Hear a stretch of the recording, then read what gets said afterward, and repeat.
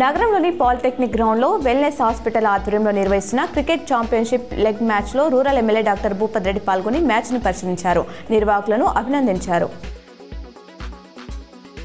నందిపేట్ ప్రాథమిక ఆరోగ్య కేంద్రాన్ని కలెక్టర్ రాజు గాంధీ హనుమంత్ ఆకస్మికంగా తనిఖీ చేసి ల్యాబ్ రికార్డులు, రిజిస్టర్లు, ఐఎల్ఆర్కు సంబంధించిన కాల్ చైన్, ఫ్రిడ్జ్, డీఫ్రిడ్జ్, వ్యాక్సినేషన్ పరిశీలించారు. ప్రయాగ్రాజ్ కుంభమేళాలో తొక్కిసలాట జరగడం బాధాకరమని ప్రధాని మోదీ అన్నారు.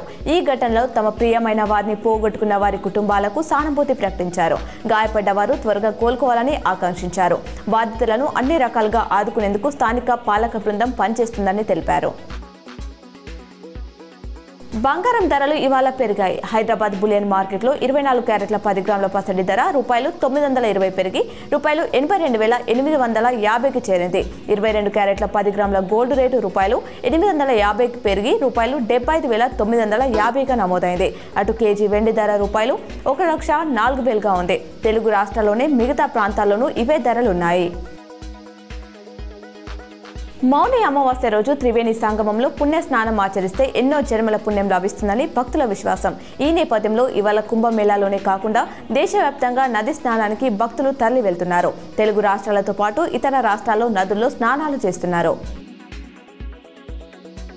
నిన్న 5 కోట్లు, నేటి ఉదయం 8 గంటలకే 4 కోట్ల మంది పవిత్ర స్నానాలు ఆచరించారని యూపీ సీఎం యోగి ఆదిత్యనాథ్ తెలిపారు.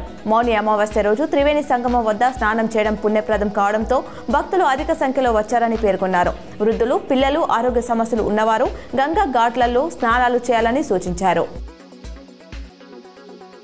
ప్రస్తుతం ప్రయాగ్రాజ్లో 8-10 కోట్ల మంది ఉన్నారని యూపీ సీఎం యోగి ఆదిత్యనాథ్ అన్నారు. నిన్న 5 కోట్ల మంది పవిత్ర స్నానాలు చేశారన్నారు.